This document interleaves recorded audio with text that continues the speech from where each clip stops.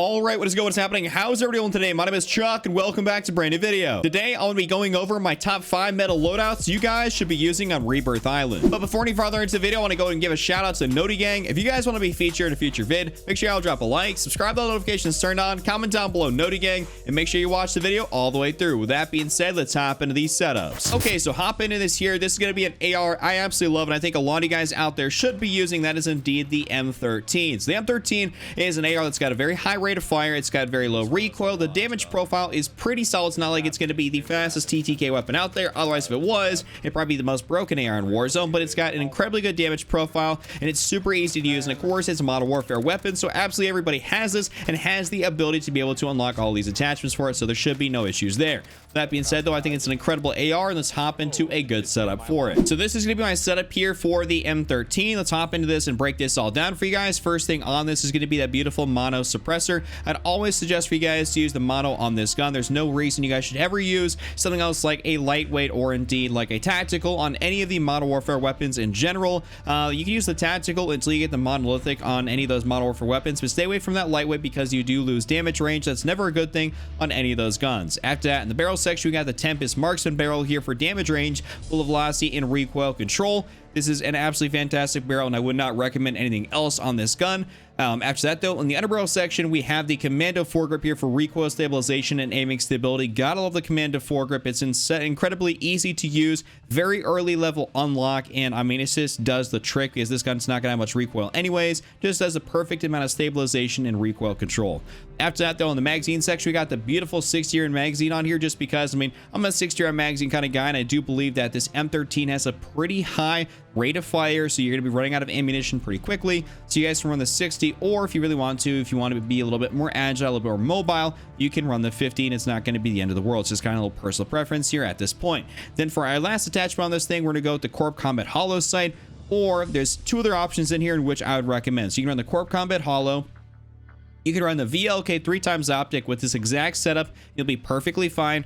Or you can actually do something a little bit crazy and go down here, something I've been trying to do a little bit more recently, and run the PBX Hollow 7 sight. And this is going to be a sight that I personally love running. I just think it looks a little bit cool. It does the exact same thing as the Corp Combat Hollow, but just looks slightly different. So those are your 3 choices here in the optics section, but that's my full build here for the M13. Definitely give this one a shot. Absolutely incredible gun, and I think it's a fan favorite out there for sure. Next up, we're going to take a look at an SMG that is unbelievably dominant here in Warzone right now, and that is going to be the Owen Gun. So the Owen Gun is a top tier meta SMG out there. It's probably the #1 or maybe #2 SMG in Warzone right now, just because it's got an absolutely massive magazine that you can make that fire rate pretty high, and it will have an incredibly solid TTK.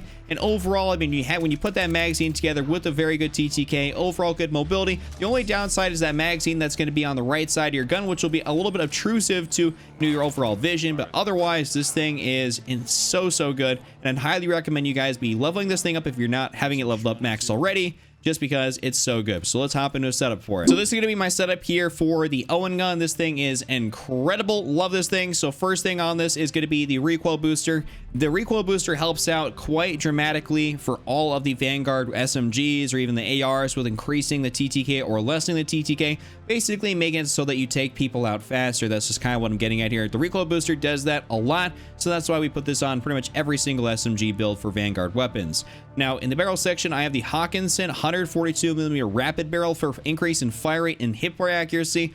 I really like the Hawkinson barrel. It's going to be a little bit harder to control, but I just recommend to run the Hawkinson on this thing. After that, in the underbarrel section, I got the Mark VI skeletal, but sometimes I switch back and forth between the skeletal and the hand stop, just depending on what I feel like I need for recoil control. I know this can be a little bit of a doozy when it comes down to like using it on maybe on something like console, where maybe the visual recoil seems a bit more just because you don't have the 120 FOV.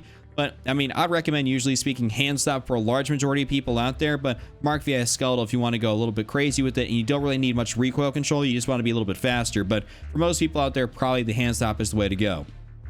In the magazine section, we have the 7.62 Gorenko 72 round drum. This is the only ammunition type I'd recommend to run on this thing. This is what makes this thing so effective, and even though it says it has a lot of cons to it, don't worry about that. This thing will still take people out faster than just about everything else out there in Warzone. Now, on the ammunition side of things, we have lengthened here for increasing bullet velocity. That's always great. Got to use that since they nerfed, incendiary, they nerfed like hollow point, stuff like that. So we just run lengthened on most stuff now. And the rear grip section, we have leather grip here for ADS speed and aiming stability. There's no cons here, so that's just like a really solid attachment choice. Now in the optics section, you guys can either run the NIDAR or you can run the slate reflector. Some people try to run that 2.5x where you can flip it up. I personally just don't like the way it kind of interacts with the gun and the way that like it just, I don't know, pulls up the gun when you're in close quarters fights. I just don't like it, so I go with the slate or the NIDAR. I have used both and it's just personal preference at that point. There's no like distinct advantage between one or the other.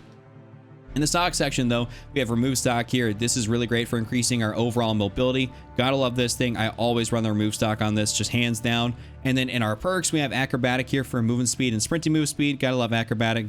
This is just such a good thing to be able to use. And then overall here in perk 2, we have quick, so to help us increase our sprint speed and just make us quicker here once again. That's why this thing is just such an incredible gun. Great speed, I mean, great TTK. I mean, it's awesome. Definitely give this build a shot. This is my full build here for it.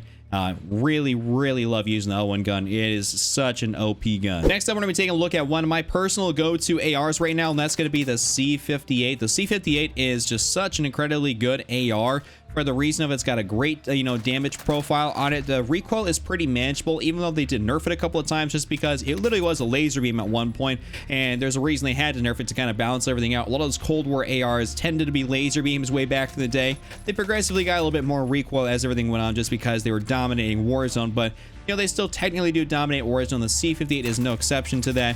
I mean, that, the EM2, both super hard-hitting guns, but I kind of prefer the C58 just a little bit more, just because that visual recoil is slightly less, and you can get a really solid build with it that has pretty solid mobility. So let's hop into this for it. Okay, so hop into this here. This is my full build here for the C58. Now let's go ahead and break this thing down. We have the agency suppressor on first here, and the reason we're running the agency on this instead of the regular suppressor is because, this is going to make it into a hybrid AR SMG, and we definitely don't want that. The agency is like the AR style suppressor, and then the regular suppressor here is kind of more meant for SMGs, but even then, we still kind of use the agency or the GRU, whatever it may be, for those SMGs. That's just kind of like the designation between the two. After that, in the barrel section, we have the task force barrel here. You definitely need this barrel. It's going to help out the most of that recoil control and making sure you're as effective as you can be at range, so I'd recommend this. In the underbarrel section, we have the field agent grip on here for horizontal and vertical recoil control. Definitely need this thing on here. Would not recommend anything else. I've run this 7 out of 7 days a week, and I never switch it out. In the magazine section, we have the 45 round drum. Now, I will say it also comes down to personal preference here with the magazine on this one. Between that and the 55, I would never ever recommend, though, running the Salvo 50 round fast mag, as that is just unbelievably pointless, just because the C58 almost gives me like a Modern Warfare 3 ACR vibe with the reload. It's just really fast and very easy to be able to, get a reload off. So recommend just run the Stenag 55 or the 45. It just comes down to more mobility to 45, more ammo with the 55. Now for our last attachment here, the Axle Arms 3 times. This is my go-to optic on all these Cold War ARs. Super good, and it's just a very clear sight, and it's got the perfect amount of magnification, especially for Rebirth Island. If they're outside of that 3x range, you probably shouldn't be engaging them. Go find somebody else. It's Rebirth Island. So that's going to be my full build here for this thing. Absolutely love the C58 AR that, I keep on all my classes, just because it's so good. If I'm sweating it out, C58's coming out. Now let's take a look at a tried and true favorite along with the M13. That is going to be the Modern Warfare MP5. Now the Modern Warfare MP5 is just such a good SMG. I would for sure say that this one definitely beats out the Cold War MP5 to Modern Warfare MP5 debate nowadays. Back, a little while ago, the Cold War MP5 was 100% the way to go in terms of mobility, TTK, everything of this sort, but it just feels like it shoots peas now, and we definitely not are about that life. So want to be able to use an MP5 that's actually good, and it's got some great attachments for it. So that's why we're using the Modern Warfare one, and I'd say that this is a really fun SMG to use, and I know everybody else has got it just because it is Modern Warfare. It comes, Modern Warfare and Warzone, it's the base game, so a lot of people have this thing ranked up. So let's give you guys a good build for it, because it's really solid. You should be taking advantage of using it. Okay, so hopping in here, this is gonna be my build here for this gun, but let's go in and break it down. First thing on this is gonna be the mono suppressor on the end of the gun. I see people go back and forth between the mono on the end of the gun and the integral. I'll tell you guys right now, it doesn't really matter. It's not like there's gonna be some sort of performance benefit. I think personally speaking, the mono on the end of the gun just looks better, and I feel like I have a clearer sight of the enemy in comparison to the mono integral. It just feels like these sights are a little bit fatter on the integral versus the end of the gun. So I just like this. There's not really much of a difference. It's just literally, what do you prefer the look of the gun to be? You know, the integral or the end of the gun? I prefer on the end of the gun. That's really what it comes down to. Add to that though, in the underbarrel section, we got the Merc foregrip here. The MP5's got incredibly good hipfire accuracy, so trying to accentuate that benefit here you get by using the model for MP5. So with that recoil control and hipfire accuracy the Merc foregrip gives, this is going to be a no-brainer to be able to use. In the magazine section, the 45 round mag, don't ever use the 10mm auto 30. This is not worth it. Just go with the 45 and call it a day. There's a reason that whenever you see it on the ground, it never has the 30 round magazine on it. It's just because it's really not that good in Warzone. Now, in our stock section, though, we're going to go straight to the FTAC collapsible here for movement speed and ADS speed. Definitely love this thing here. It makes you be very competitive with all these other Cold War and Vanguard SMGs out there, and that's the reason I'd recommend running this. And then in the spirit of keeping us competitive out there, we have sleight of hand on this thing just because the MP5 has weakness, and that's its reload speed. And this was okay back in like Verdansk when pretty much everybody was running the Modern Warfare MP5. But, you know, now that everyone's got access to all these different SMGs and they can reload pretty quickly, you definitely have to be able to keep up, and the sleight of hand perk is 100% necessary on this gun. I don't ever recommend running the MP5 without sleight of hand here on Warzone, whether it be Rebirth Island or Caldera, whatever you're running it at. Just always run sleight of hand. This is my full build for this thing, and I absolutely love this gun. I use it here pretty frequently. It's definitely a lot of fun to use, as it's just such a very easy weapon to use, and it just looks cool too. Now for our final build here for today, we're gonna be taking a look at the Automaton. So the Automaton was pretty much a pea shooter AR right when Vanguard came out. I personally did not like it that much. I mean, of course, you know, you had bloom, then they fixed the bloom, so no guns have bloom anymore, and it just still really wasn't hitting all that much just because it wasn't that accurate. But we've managed to come up with a pretty solid build here that's going to be very easy for pretty much 99% of people out there to be able to use. It's going to have very little recoil. It's got a 75 round magazine on it. I mean, it's just going to be a really good AR that I think people should be using here in Warzone. If you're not leveling up your Vanguard weapons, like, definitely go do so, because this is definitely worth the leveling up process. So let's hop into a build for it. Okay, so this is gonna be my build here for the Automaton. Let's hop into this thing. First on this is gonna be that MX silencer here. They changed what this does in a more recent patch, so it actually helps out your recoil, which is really nice. I recommend running the MX silencer pretty much even anyways previous to that patch. In the barrel section, we got the ZAC 600mm BFA barrel. This is like a really solid barrel for recoil control, and I'd recommend this one. I've seen people try to run the Anastasia sniper. I've tried it out, but I do believe the recoil is a little bit too much when you stop using that, so I'd recommend going with the 600mm BFA barrel. Now, in the underbarrel section, though, we have the M1941 hand stop. We definitely need this here because we're trying to manage that recoil as much as possible with this gun, and the hand stop is going to help us do that. In the magazine section, like I was talking about here, a 75 round magazine. Recommend running this over pretty much anything else out there right now.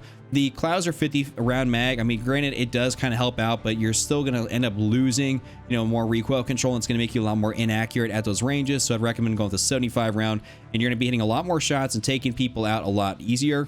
In the ammunition side of things, we got lengthened here for bullet velocity. Of course, we want to make sure our shots hit farther or faster at range. And then in the rear grip section, we have stipple grip on here for recoil recovery and initial firing recoil. This thing has the tendency to bounce around quite a bit, so we have to manage that a lot, and stipple's gonna be the way to go. In the optics section, we have the G16 2.5x.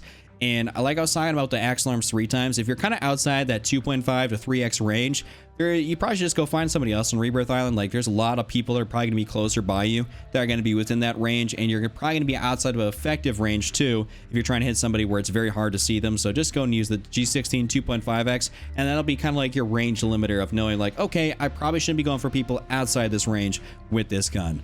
Now, in the stock section, we have the Anastasia padded, though. I'd much prefer to run the ZAC skeletal just because it looks a lot cooler on this gun.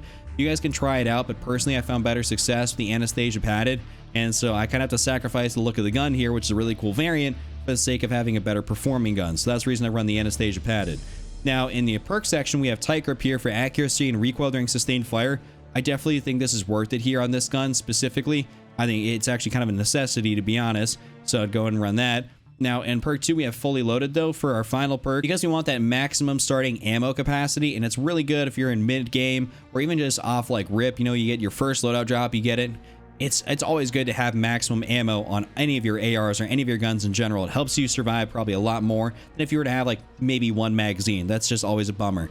So this is my full build here for this thing. This is going to be my full top 5. If you guys enjoyed it, give it a like, subscribe if you are brand new, and just don't triple gap, don't be Randy, and I'm out. Peace.